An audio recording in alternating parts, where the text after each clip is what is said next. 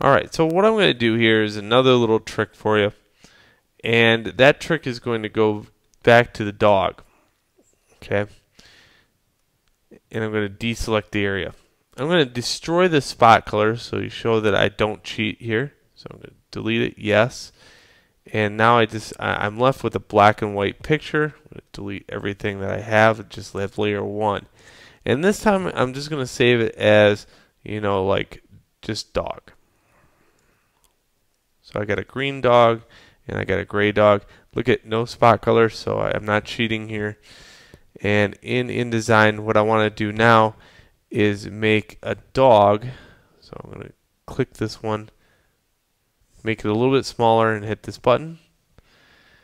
And then I'm going to take and make a new box and place my dog, my black and white dog. So I'm going to place just plain old dog in there, and then I click this button to make it smaller. For this one, I'm going to do a little bit different. What I'm going to do is make a layer. So I'm going to go over here to layers and make a new layer in here by clicking this button. And on this layer is when I'm going to take this pen tool and I can zoom in using Alt, and I can use the space bar as my hand. Now what I would suggest to you doing is making sure that the dog is fully visible within this area. Don't rely on zoom at this point, because what I'm going to do here is click around the outside edge of the dog very quickly, but note you should take your time and do this correctly. So I'm just clicking a whole bunch of times, making this dotted line around the dog, and then clicking in that area to join them. Now this area right here can be filled with a color. Its color could be blue, and I could also switch, go to none, and then switch again. Now I have blue with no black outline. The only difference here is, what is this? Well, it's a spot color. But the problem is it's not showing up just like these, because these are showing up as multiplies, they're called. So if I want to see what that looks like as far as a multiply, I can go to Effects, and in my effects palette I can choose multiply, and I get the same effect as what I would see in Photoshop. Now if you look at here though, the only bad thing about using a spot color within InDesign is this. It's pretty direct.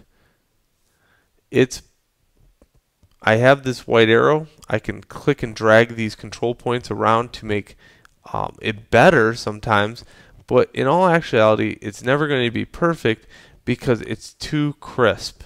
It's way too crisp to be a very sufficient selection. Here I have some feathering that's going on, and that's what makes this look nice.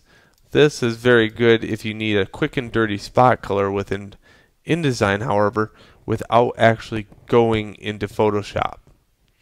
And let's just kind of prove this. If I go to print, and let's go to the PDF and make sure the output is the same separations, the same everything, and hit print.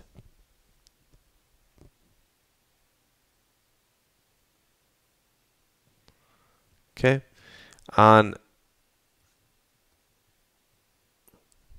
that folder on the desktop I have this now, and here you can see all the dogs and the go away gnome, but on this one you can see all the spot colors, and you could definitely see the difference between the spot color here where it's got some fade, okay,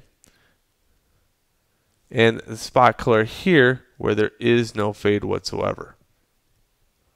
So that's the advantage of using Photoshop for your spot colors on photographs. Alright, now that I've shown you the exact way to bring in a spot color from Photoshop and translate it over to InDesign and place that same spot color over anything else, keep in mind that applies also to text. As long as I'm using this blue, it will translate over to there. What I want to now show you is Illustrator, so you can mix and match everything from like Photoshop, InDesign, and Illustrator all together into the same document and still have all your spot colors being pulled in and make it the same spot color. That way it's a two-color process, and it's easy to understand. Okay, that's in the next video.